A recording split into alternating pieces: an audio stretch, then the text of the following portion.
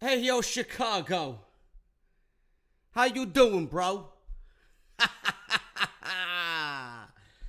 Oh, my goodness, man. I'm recording Smackdown live review tonight with a fucking Monet behind me, man.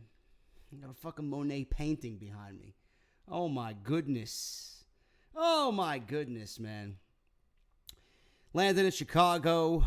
Traffic here, it's like I never left New York. It's like I never left New York, man. I get stuck in an hour traffic, and it's like I never left the city. I go from one traffic-filled city to the next. But I'm glad I'm here, man. I'm going to have a good time this week, and I want to thank everybody for getting me here because, realistically, without you guys, I am not doing this. I wouldn't have a channel. You guys would not have Off the Script. It's because of you I have literally everything that I've worked for. And I want to thank each and every one of you. I'm going to be doing something on All In this week, right before we hit StarCast. And then we'll do the information and all that. I'll give you guys the full briefing on everything. StarCast on Friday, meet and greet on Saturday, All In on Saturday. I fly home on Sunday, and we'll get right back to business with what we normally do. But you guys are going to get the full channel worth of weekly entertainment right from the hotel, man. So you guys are going to get SmackDown, you're going to get NXT. I got another Reading Mean Comments video already lined up for you guys. It's already uploaded. You guys are good to go, man. Off the Script, everything's going to be here in the hotel. If you guys hear a little bit of an echo, it's because this room is huge. So if you guys hear any difference in the sound or if it's echoey, obviously I'm not with my normal setup. We'll get back to normal next week. I'm glad SmackDown was a good show tonight, man. I didn't tweet on SmackDown Live tonight because I was exhausted. I didn't get any sleep last night. I had to, get ready. I had to pack. I had to make sure I had everything, waiting in the airport for the flight, which was delayed an hour and a half. And I didn't really feel the need to tweet during SmackDown. I just wanted to pretty much conserve my energy, have a few cold drinks, have dinner, get on here and do this, and then just relax for the rest of the night. And then I'll be right back to work here for you guys on Wednesday. But SmackDown Live was a good show, man. Obviously not a perfect show. None of these shows are. And WWE still doing things that just boggle my fucking mind, boggle our collective fucking minds. And I want to start off with the Becky Lynch situation, man. I don't want to sound like a broken fucking record. I really don't. And I know Road Dogg was on social media following last week's show, and he doesn't want to hear it from the fans. He's blaming the fans. That's how you interpreted how it should be. That's not what we're trying to tell. As if the fans are fucking stupid or they don't really give a shit about what the fans want. As far as I'm concerned with what SmackDown Live Creative is doing and what we want, I think SmackDown Live Creative needs to start listening to what the fucking fans want. Because this Becky Lynch situation doesn't really make any fucking sense whatsoever. Becky Lynch, where she stands right now, this is the hottest Becky Lynch has been as a professional wrestler. She is reaching levels right now to where turning her into a heel would be absolutely mind-numbingly fucking retarded. I don't think it's going to happen. And if WWE somehow figures out a way to do it, I don't think anybody's going to believe it. And it's just going to come off illogical, just like it's coming off illogical already. Charlotte is the natural heel. You talk about natural selection. I am naturally selecting Charlotte to be a fucking heel. You hearing me? D-O-double-G? She's a heel. Becky Lynch is not a heel. Becky Lynch has this this Stone Cold Steve Austin vibe going on with her, right? She came out wearing all black tonight. She's laying waste and throwing fists on Charlotte, who just wrestled a 17-minute match with Carmella. And she's kicking ass, taking names, stomping Charlotte, and she's whipping her like a government mule, like Jim Ross used to say. Stomping a mud hole and her walking her dry, or walking it dry. It's ridiculous. I don't know what WWE is doing here, but I will tell you exactly what they need to do. And I don't want to sound like a broken record, but what WWE needs to do is open their fucking ears and listen. That's all they have to do. It's all they have to do.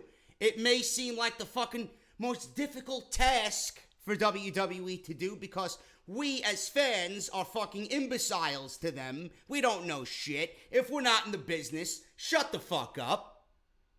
But I got a great pair of fucking eyes. My vision is 20/20. I have great hearing. Not like you fucking idiots who have selective hearing. Oh, Roman Reigns is booed out of the building. I will push him as a babyface. Oh, Becky's getting cheered everywhere she goes. She's white hot right now. She's a heel. She's a heel. You fucking kidding me? What WWE needs to do is simple, and I don't want to repeat it again for the fucking simpletons out there. All WWE needs to do is follow the natural selection. The natural selection here is Charlotte getting booed. Becky came out to cheers of her name being chanted. There were Becky chants in the championship match. We want Becky. Becky chants throughout the match. Let the WWE fans decide who we want to cheer. Let the WWE fans decide who we want to boo. You know how WWE goes on WrestleMania, the Raw after WrestleMania, right? Oh, this is one of the hottest crowds of the year. This is the Monday Night Raw where the fans select who they want to cheer. You know, they cheer who they want to boo, and they boo who they want to cheer. Some shit like that. Whatever the fucking political garbage that they spew at you at the beginning of the fucking show. You know? In this instance, it's WWE needing to listen to the fucking fans. Because they know they fucked up.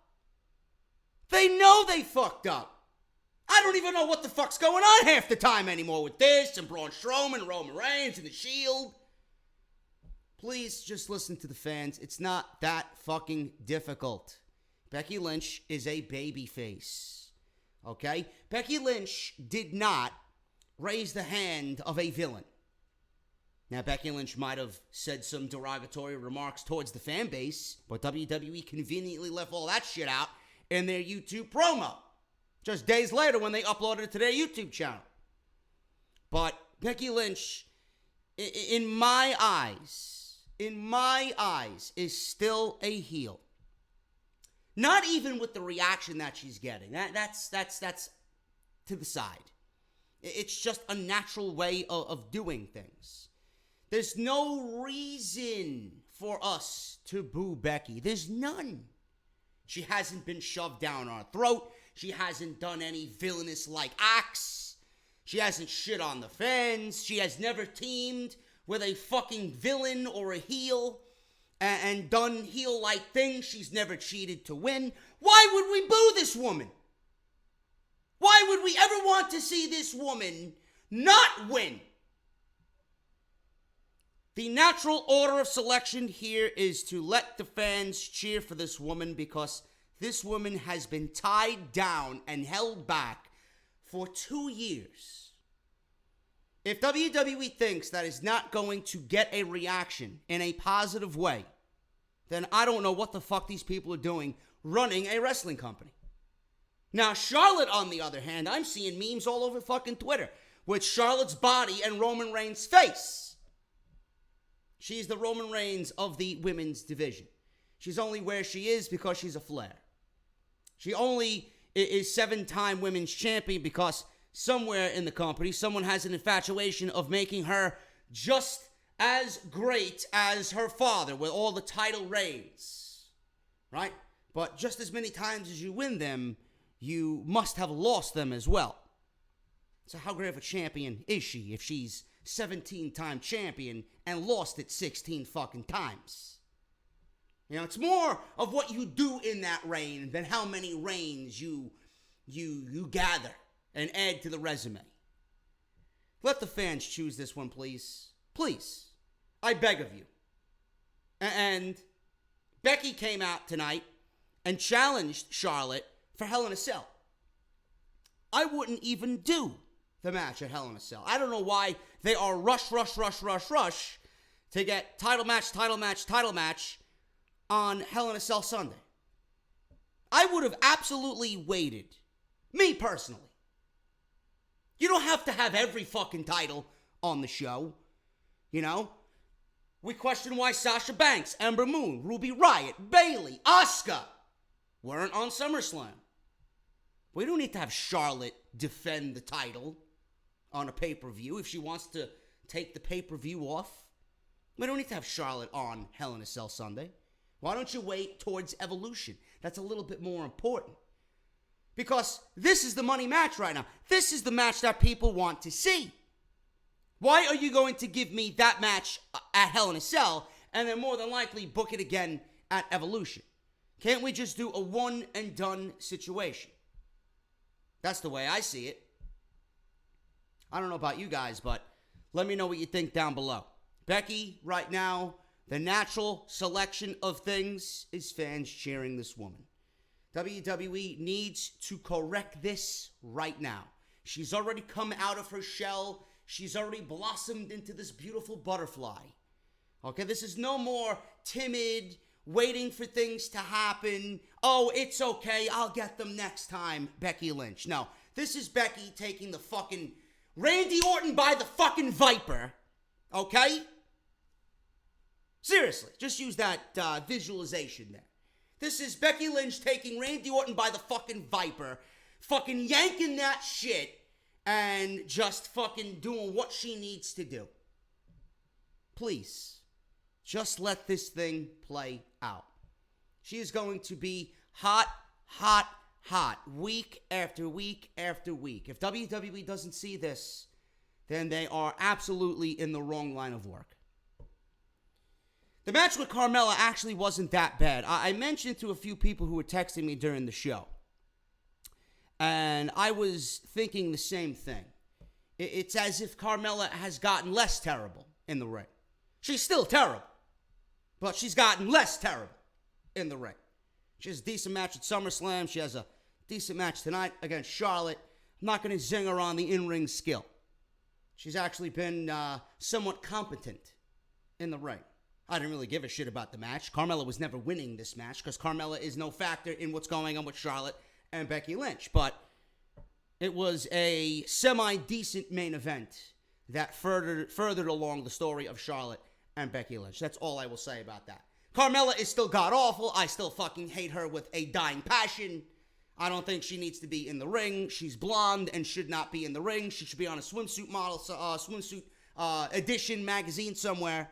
You know, but to me, when I look at Carmella, I don't see professional wrestling. But she's looked a little bit less terrible than I remember seeing her.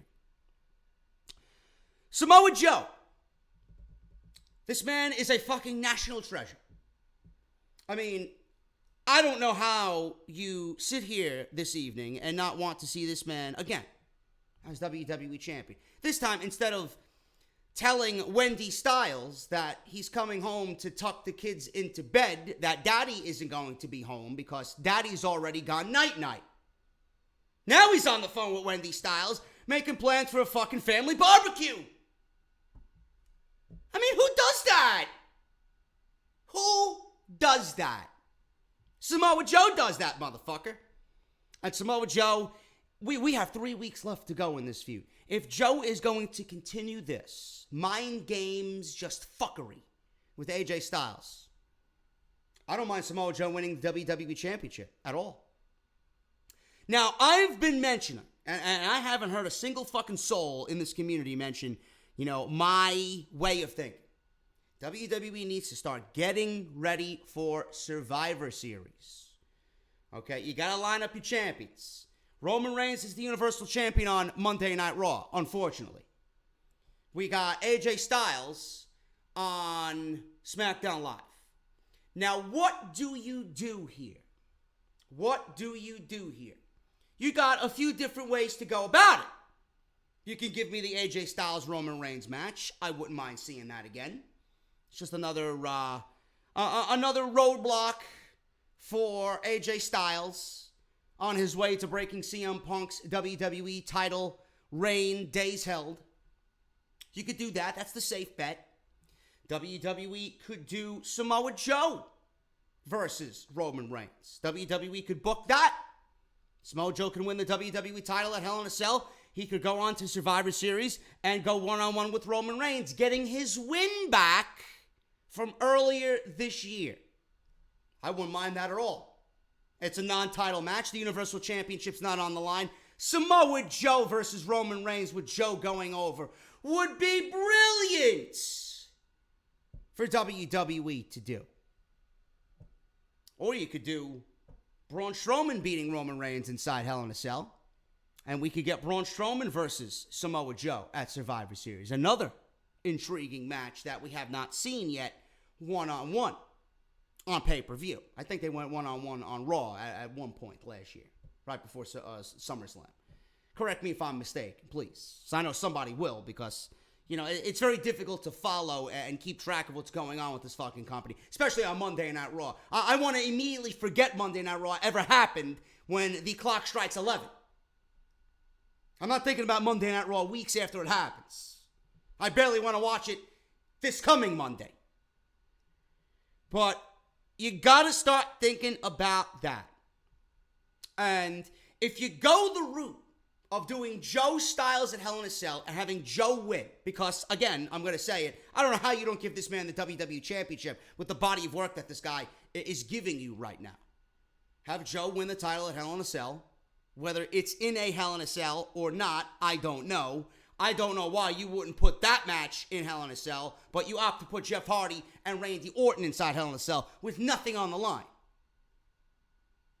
I don't know about you guys, but I think Joe and Styles is much more worthy of a Hell in a Cell gimmick. But if Joe wins the title, you could have Joe versus Roman. Joe could beat Roman at Survivor Series, because that's just the way things should be. The real Samoan needs to go over this time, Vince. He could do the rematch at, I don't know, what's the pay-per-view in December? TLC, I believe, TLC. You could do the rematch there, have Joe, fuck his way out of the victory, right? Screw him over. AJ could get one more shot at the Destroyer, Samoa Joe. He'll get his rematch. And like one of my friends said, I like this idea. You go with a triple threat or a fatal four-way. You do Styles, Joe, Bryan, Miz. I like that a lot. At the Royal Rumble, you do Bryan, Miz, Joe, Styles. Fatal four-way. And that is where the Miz would win the title. And then, actually, no, I would not even do it at the Royal Rumble because I want Bryan to win the Royal Rumble. Miz would be the champion from that situation. Bryan would win the Royal Rumble. And then you can go on and do Bryan versus Miz for the WWE Championship at WrestleMania in New Jersey in front of 70,000 people. And Daniel Bryan is once again on top of the mountain and the real face of the WWE. I like it. You got to start planning for the Survivor Series. But Samoa Joe right now is doing some of the best promo work since his days in NXT. We thought his stuff with Brock Lesnar was fucking great. This guy is running on all cylinders right now, and he's doing phenomenal work. You got to keep it in the back of your mind. I like that idea. Let me know what you guys think about that, but I don't know why they would not put these two guys inside Hell in a Cell. We still got 3 weeks, and another thing I want to make mention, I'm going to lead right into that. What is WWE giving, why is WWE giving, and what are they doing giving us what could be a pay-per-view with 3 fucking Hell in a Cell matches? I don't understand this company with the logic of the more, the better. You know, the more Hell in a Cells that you see, this is not a usual structure that we see. We don't see it outside this fucking gimmick shit. They moved it to September because they got 2 fucking pay-per-views going on in October. They only had it in October because it was October and it's Halloween and it's got the word hell in the title of the fucking pay-per-view. Hell in a Cell. Oh, it's all ghoulish, right? Let's put it in October. And then you got fucking pink ropes for breast cancer awareness month. Yeah, that's a real intimidating fucking picture. A Hell in a Cell in which people have fucking bled, been thrown off, thumbtacks have been sticking through people's flesh, but yeah, there's a pink rope. You're fucking out of your mind. Anyway, 3 Hell in a Cell matches. The company has this idea of the more the better. There's only one match on this fucking show that should be in Hell in a Cell. And I'm not doing Braun versus Roman inside Hell in a Cell. Well, because it's Roman Reigns, that doesn't mean he's got to be inside the structure. Samoa Joe and AJ Styles, A, have a history. B, with whatever the dialogue is right now for these 2 guys, it definitely is going to warrant a Hell in a Cell. Even Jeff Hardy and Randy Orton, with all the bullshit and the fucking sickening shit that we've seen these guys do. There's no title on the line. Why are you putting them inside Hell in a Cell? And is Jeff Hardy really going to beat Jeff Hardy inside the cage? Like, I don't understand. Is Jeff Hardy going to jump off the top of the cage? Are we going to see Jeff fucking go through a table on the outside? I thought this guy had fucking back problems. He had nerve issues. Now they're putting him inside Hell in a Cell. That shit was either completely fabricated or this guy is a fucking Superman. I don't understand why WWE needs to... We got 3 weeks left to go. I guarantee you they make Joe and Styles a Hell in a Cell match. Then we get 3 Hell in a Cell matches, and I'll be sitting here that week telling you the same exact thing. 3 Hell in a Cell matches. Is it necessary? No. Absolutely not necessary. WWE had Daniel Bryan versus Andrade Cien Almas. And I am a big fanboy of Andrade Cien Almas. I think he's fantastic. Now, the first thought in my mind was, okay, an interaction between these 2 guys. This is something that a lot of people have been waiting for. Almas, Bryan, to me, that's a fucking main event pay-per-view match on any pay-per-view, including WrestleMania. Now, when Vega came out to interrupt both Bryan, and he was there with Brie, we had this match made impromptu. And I asked immediately, why? Is this necessary? Why are you giving this type of match away for free? This is not the type of match that Bryan should be having because he's feuding with The Miz. This is not a good in-between match to get Bryan and Brie to Hell in a Cell before their match with The Miz and Maurice. This is a pay-per-view quality WrestleMania-esque match with a future title on the line. No doubt about it. Almas is a 5-star match machine. Daniel Bryan, we know what the fucking guy can do. Why are you putting these 2 guys randomly inside a ring on a random edition of SmackDown Live, and the match means absolutely nothing? Now, I'm all for seeing what these guys can do, but is anything special in WWE anymore? Whatever happened to having a first-time match happen with sheer importance behind it? A title, a stipulation, you know? And the storyline is built over weeks and weeks and weeks. And we don't see these guys throw it into random tag team matches, getting their hands on one another before the pay-per-view, which ruins the whole mystique of the fucking match. I wanted to see these 2 guys work more so than anybody else on this fucking roster. And the other one also included Almas with Styles. And we've already seen both of these matches on random editions of SmackDown Live. Now, WWE actually went about the ending of this match very well. And we'll talk about it when we go over what happened in these matches. But it ended exactly how it needed to end. Okay, The Miz interfered. Almas really didn't suffer much. He brought Bryan to the limit. And Zelina Vega pretty much said that, you know, we want you. We brought Styles to the limit. We beat Rusev Day. We put Sin Cara on the shelf. He's out for 6 months.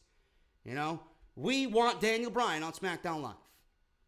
So at least they gave you a reason as to why they were out there. Almas wants to take over SmackDown Live. This was a good explanation as to why he was out there in that moment. I just don't know why you have to do that match while Bryan is feuding with The Miz to get us to Hell in a Cell. It's too big of a match. Now when we see them wrestle again, it's not going to be as big. It's not going to be as important. I wish WWE would scale back the first time ever this year. I wish WWE, and it's happened more so on SmackDown Live. They're giving you away these pay-per-view-esque matches. And it just goes to show you that pay-per-view on WWE means absolutely nothing. They rather build towards a Raw and a SmackDown than give you something of great importance on a pay-per-view. Instead of complaining about it, I guess we just have to get used to it. I don't like it.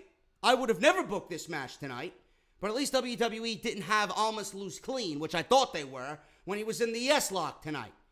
And The Miz interfered, and we got the right ending. And, you know, it's great to see Bryan and Brie versus Miz and Maurice. It's a natural progression of this storyline. It's a nice little detour from what we're getting right now with The Miz and Bryan. But having Vega out there and Almas and all three of these couples there, it just looks sloppy. It really does look sloppy. I think Almas needs to distance himself from this situation and then kind of interject himself when the time is right. But I'm glad these two guys didn't really have much damage done to them. Bryan could have easily lost this match tonight. If The Miz wanted to cost Bryan this match, nothing would have happened to Daniel Bryan.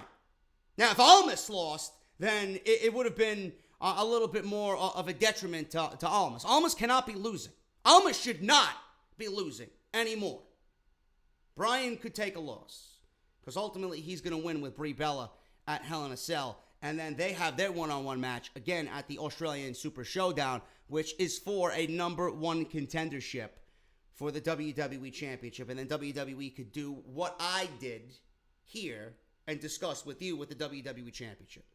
So, I'm glad that WWE gave us the ending that we got with Almas and Bryan. I mentioned this on Twitter, and I don't know where they came from. Apparently, the real estate industry is not booming in Puerto Rico as big as it was a couple of years ago. Primo and Epico, maybe they got evicted for infestation of cockroaches. Maybe they were given a half a star on Travelocity. I don't fucking know. What the fuck are these guys doing on SmackDown Live in a triple threat match to determine number one contenders for the SmackDown Live Tag Team Championships? Now, maybe these guys offered a lifetime supply of pina coladas and a 6-day, 7-night excursion down at some fucking 1-star rat hole motel. Maybe they bribed their way into this match, but Primo and Epico, I mean, you could have fooled me. I didn't even think they were fucking still employed by WWE.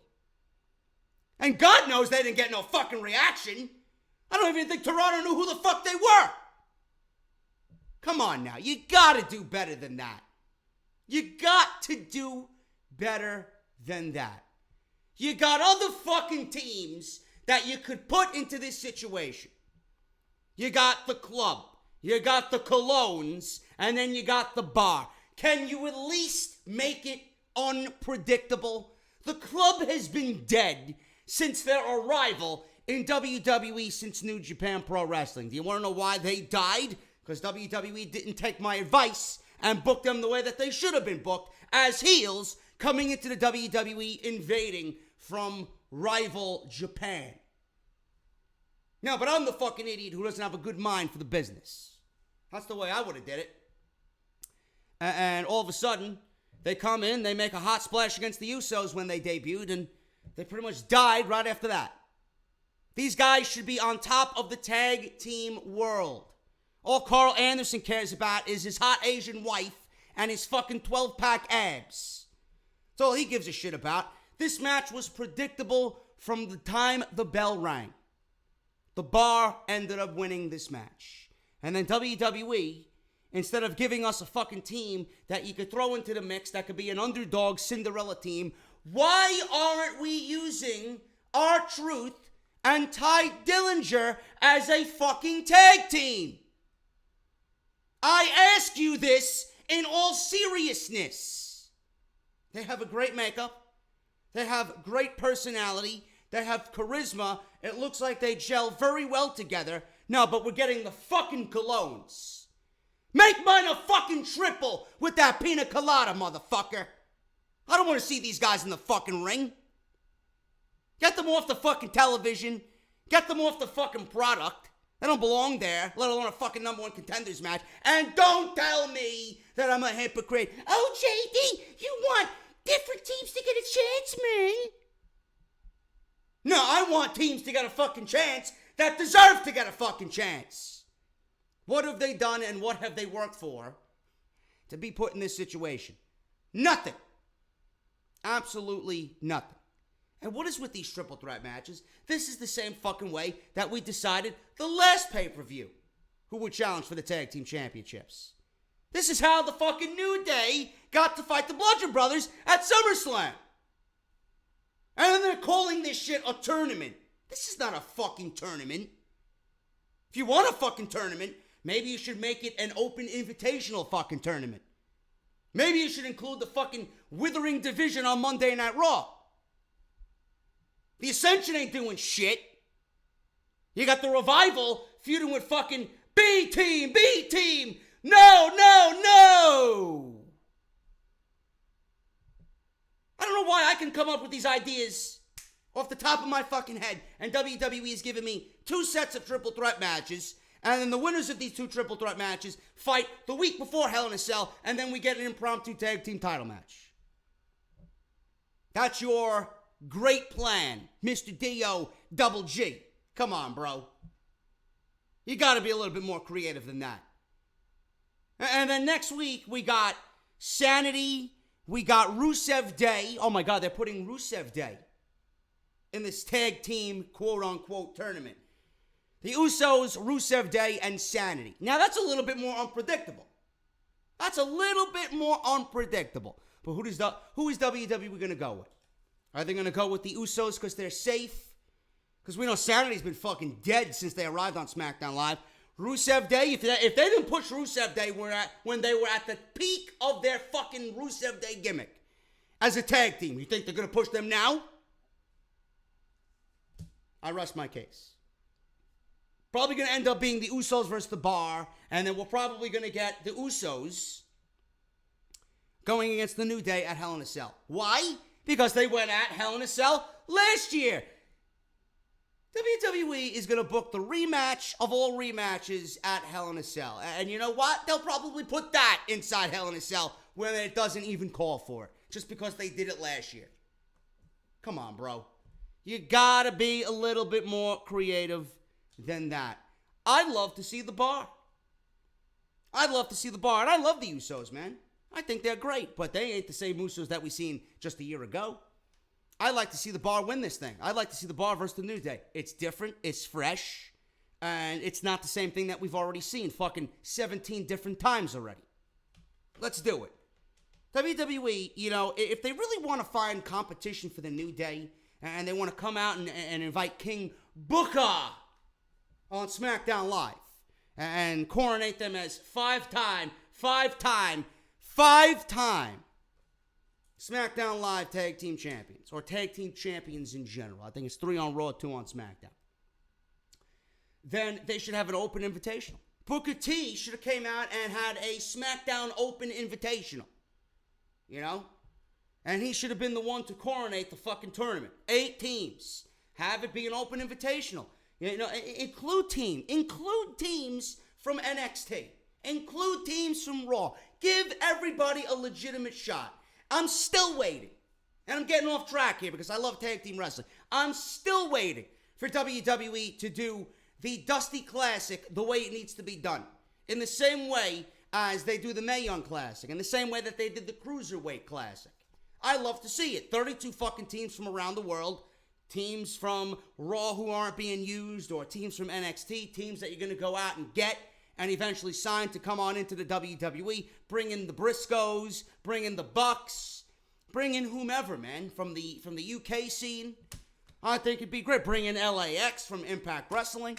Be a great fucking deal. You know? So, I just hope that WWE gives us tag team wrestling the way we need it. Because on Raw right now, it's absolutely fucking abysmal. Absolutely abysmal. But I'm hoping the Bar wins because it's different. We haven't seen it. But I'm going with the Usos because you got to think of it through WWE's mind. You got to think of it through the eyes of WWE. What did they do last year? The Usos and the New Day for the tag team titles on SmackDown inside Hell in a Cell. They probably won't be in Hell in a Cell because it doesn't call for it, but I would not put it past WWE to book that rematch again for the simple fact that it happened last year, and they think it would be cool to do it one more time. That's what I'm getting out of that. Those are the big things that happened on SmackDown Live tonight. Let's go over the fucking results here as I'm looking at my iPad here. We had the number one contenders match. We had the Bar versus the Colognes versus Luke Gallows and Carl Anderson. They're not even being called the Club anymore. It's just Gallows and Anderson.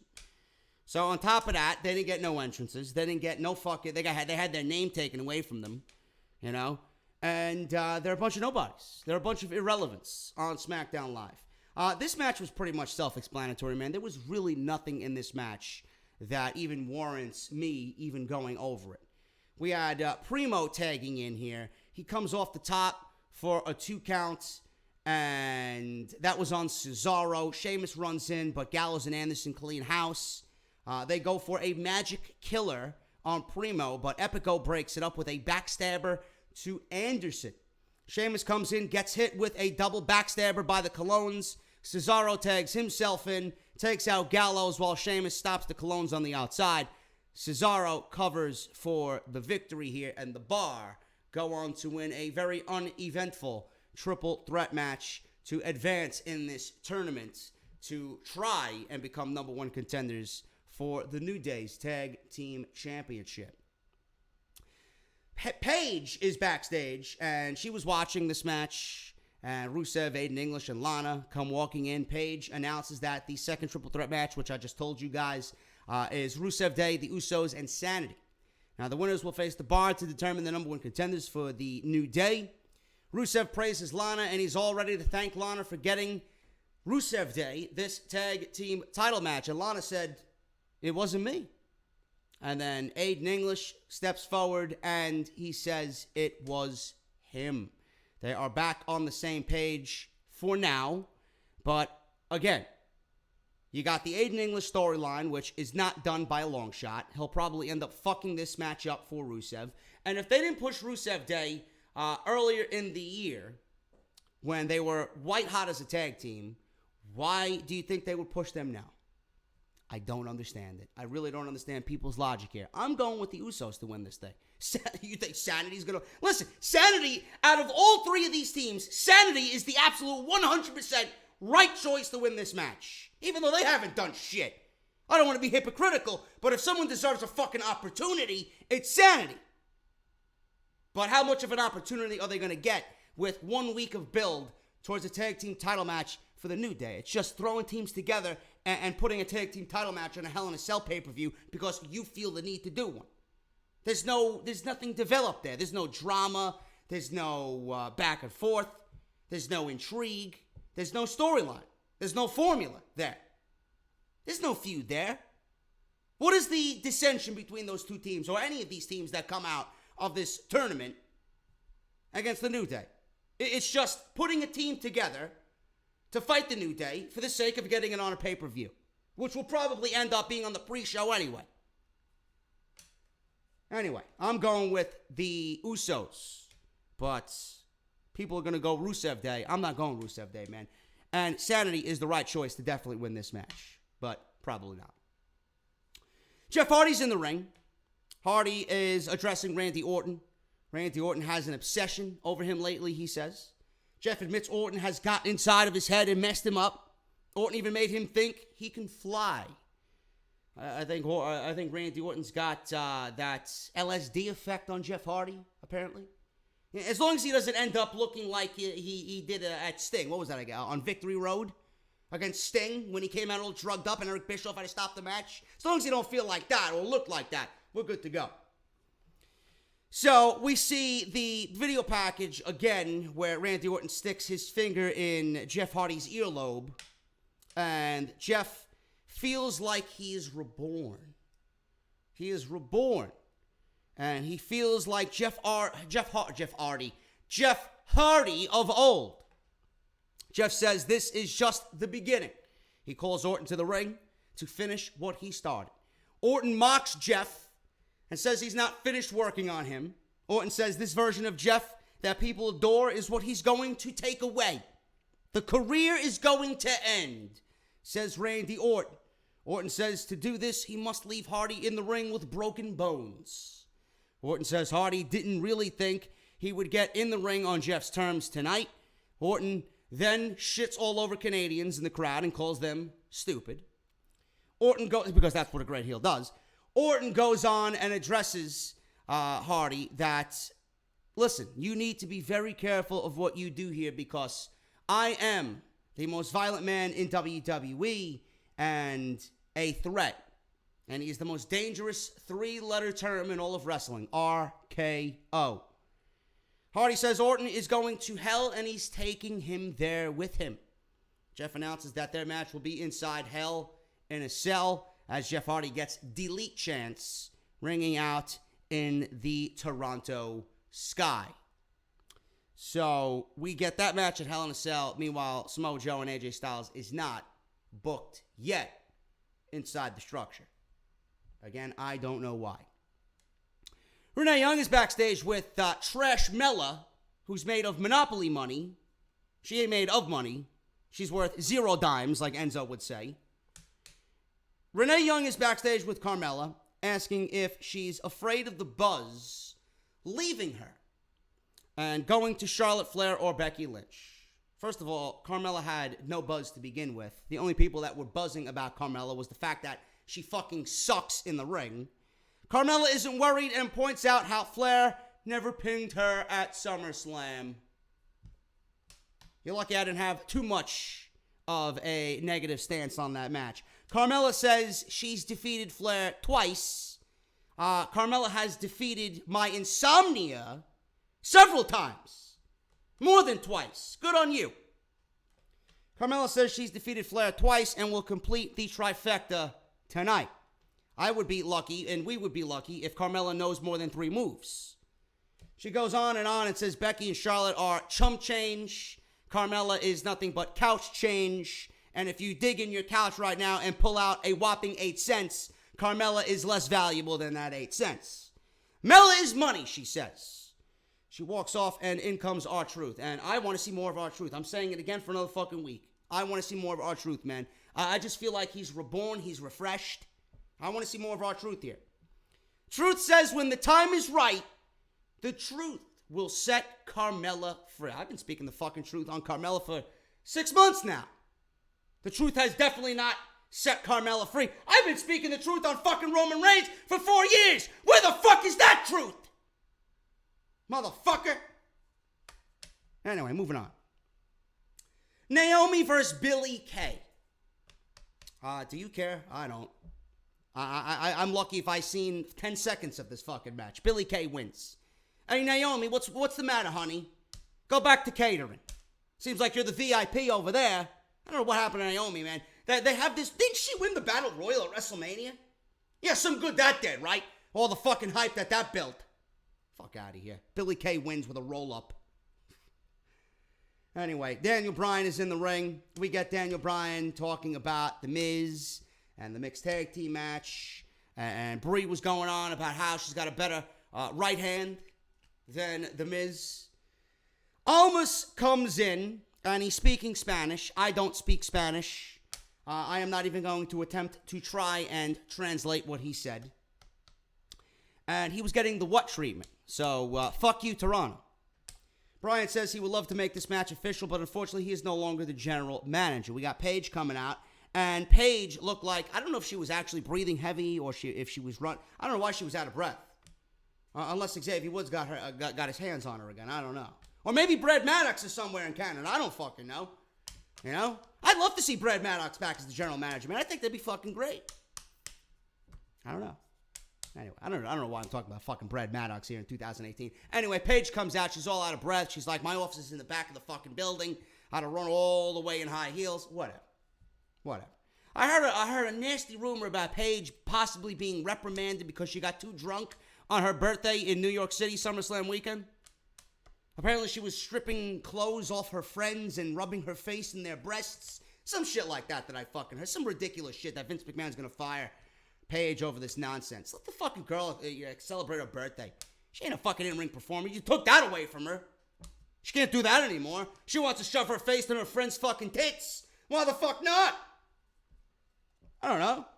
Anyway, she makes the match. Who wants to see Almas versus Bryan? Not me.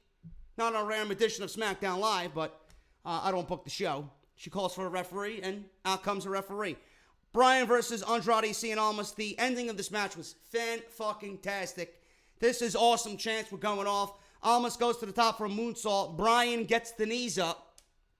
Bryan applies the yes lock in the middle of the ring. Vega then gets on the apron, but Brie Bella pulls her down and drops her on the outside. The referee is busy looking at Brie and Vega. I mean, I would be too, so good on you, referee. Almas is in the submission. Nobody has their eyes on Almas, who looks like he was going to tap. Maurice comes out of nowhere and nails Brie, no homo. And she then sends Brie into the ring post face first. Miz takes advantage of the chaos and comes into the ring, decking Bryan with a cheap shot for the DQ. Bryan wins by DQ. After the bell, Almas hits his double underhook DDT, and the Miz delivers a yes lock and a skull-crushing finale on Daniel Bryan. Charlotte cut a very good promo that did not sound like a robot on SmackDown Live. You know, because she sounds like fucking the robot from Lost in Space. Danger! Danger, Will Robinson! You know? But she sounds more robotic than the robot from Lost in Space. The robot from Lost in Space actually sounds a little bit more human. So she says that Becky Lynch thinks she deserves the title. Becky Lynch thinks she deserves the women's championship. This chair fucking sucks, by the way. I don't know what I'm sitting in, man. I'm sitting in a fucking chair built in the 1870s. Not 90s, 1870s. It's fucking squeaking all over the place. Anyway, Flair goes on and says that Becky doesn't deserve the title because you don't deserve anything you don't win.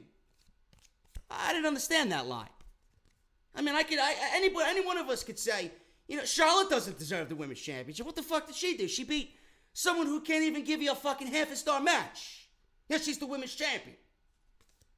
You don't deserve anything that you don't win. I mean, Almas gave us a fucking, I don't know, Johnny Gargano gave us a 5-star match against Almas. He deserved to win the championship. Oh, what the fuck? What is she saying there? I don't understand that line.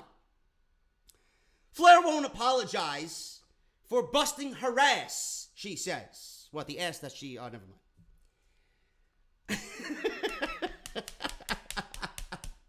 Oh, my God. I got to stop myself, man. I had a few drinks today, so I got to refrain. I don't need any of these social media fucking degenerates coming after me.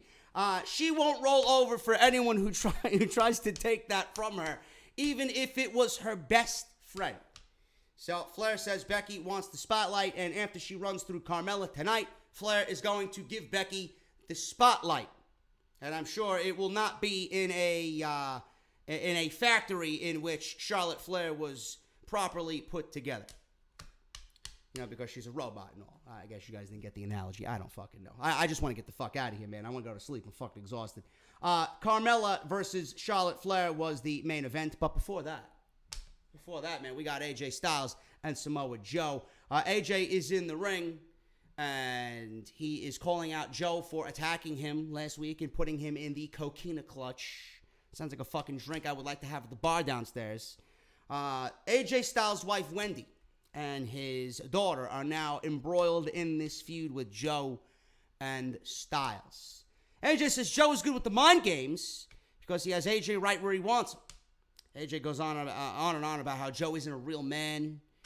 AJ says the WWE Championship, or he's the WWE Champion, and he makes the rules on SmackDown Live. Really? You make the rules on SmackDown Live? I don't think you do, Mr. AJ, because WWE is not paying you to make the rules. They're paying Mr. D-O-double-G, and you can see the quality of the shows diminish every week. So, don't put yourself in the same boat as Mr. D-O-double-G. Road Dogg, I love you, bro. I love you. Thanks for unblocking me on Twitter, bro.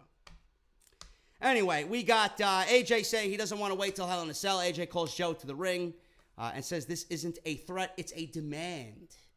I wish I could say that to fucking Vince McMahon on Monday Night Raw. This isn't a threat. This is a demand. Make the show better. Get Roman off my TV. I wish it was that easy. Joe appears on the big screen taunting AJ from the parking lot. Joe says he's not coming out while AJ is out there proving his point. Joe talks more about AJ's family and says maybe he's not done playing daddy just yet because this is too much fun. Joe then pulls out his cell phone and calls, or supposedly calls, AJ's wife, Wendy. Joe continues with the games and says that maybe he'll stop by next Tuesday and have a family barbecue. The feed then cuts off and Joe smiles like a sadistic son of a bitch. AJ's fuming. He leaves the ring. He goes looking for Samoa Joe in the back, and he's nowhere to be found. Finally, guys, we have, let me see, is this it? Yep, this is the end here. Charlotte versus Carmella. I thought I had some more notes on AJ and Joe, but apparently not. Now, we get Carmella and Charlotte for the Women's Championship. This match went a good 15+. It was a decent main event for a nothing episode of SmackDown Live. Carmella loses here. She didn't look that bad in the ring. She didn't look that bad. I'm going to be honest with you. I shit all over her all the time. She didn't look that bad tonight. She hasn't looked that bad since SummerSlam, so obviously she is somewhat improving, which is always a good thing. Carmella had a nice little Hurricane Rana off the top rope here for a 2 count. Carmella shows that she's very frustrated. She started, the screaming was at a minimum when the match started, and then all of a sudden during the high spot, she started screaming like a fucking gargoyle. You gotta limit that. That's not really what I want to see from you getting better. I don't want you screaming like a fucking banshee in the Gotham City night, okay? It's not really fucking attractive, and it's not fucking wrestling-esque. You want to do that? I'm sure someone from fucking Pornhub.com will give you a job 1, 2, 3, okay? Anyway, Carmella is frustrated, screaming like a fucking gargoyle all over the place. Flair goes for the figure 4, but Carmella super kicks her a couple of times.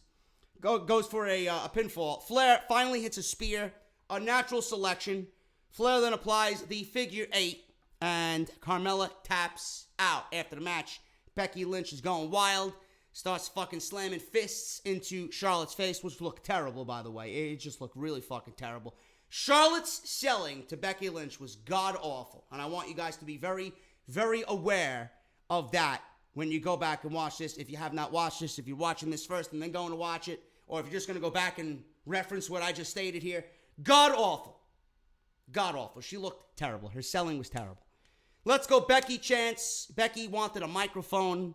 I'm loving this fucking Becky not giving a shit about anything attitude. Becky calls Flair a bitch, and she says that when she gets her way, come Hell in a Cell, she's getting her title back. Becky chants break out, and SmackDown Live goes off the air. Charlotte with a close-up right there. I'm assuming they showed Charlotte on the Titantron looking all disheveled and saddened. She received a plethora of boos to end SmackDown Live. Please, WWE, do the right thing. You want to talk about natural selection for Charlotte? The natural selection here is to listen to the fans and give the fans what they want. I know it's out of your fucking element, but listen to the goddamn fans. We are right on this. You are wrong. Let us take control of the storyline. I'm getting the fuck out of here. Thank you guys so much, man. I got some great content coming up. I got a reading mean comments video tomorrow. I got a NXT video going up on Thursday morning because I'm going out with a very, very good friend of mine. Mr. 414 himself, Rusty, is coming to see me, man. He was on Off the Script. He was actually the only man to co-host with me on Off the Script in its 237 episode history. That's because I had a fucking fever of 103 and I was battling some fucking flu-like symptoms. So he came to the rescue, and now I'm going to have some deep dish pizza with him tomorrow in Chicago. So I can't wait for that. So you guys are getting the NXT review on Thursday morning. I will be watching because I got to see that tag team match, man. It's Undisputed Era versus Ricochet and Pete Dunne. Take my money, bro. I'll see you guys for NXT on Thursday. I'll see you guys for reading mean comments tomorrow. Follow me on Twitter at JDFROMNY206. Hit that subscribe button down below. If you guys want to support the show, patreon.com/JDFROMNY206. You got 2 hours of extra audio up there in the last couple of weeks. NXT TakeOver Brooklyn 1. We go over that and go back and watch it. 1993 King of the Ring review, retro review. We go back and talk about it and everything that led to Bret Hart winning the 1993 King of the Ring. If you guys want to check out my Monday Night Raw review video and Off the Script that I uploaded late on Sunday, those are also linked in the annotation that you see in the top right corner. I'm JD. Thank you guys so very much. I'm here in Chicago. Hopefully I'll see you guys. I'll let you guys know exactly what's going on with me, where to meet me, where to buy me a cold beverage. It's happening this week, man. JD, Off the Script, are all in Chicago. I'm here, motherfucker. Hand me a cold Guinness, and let's get the party started. I'll see you guys on Thursday.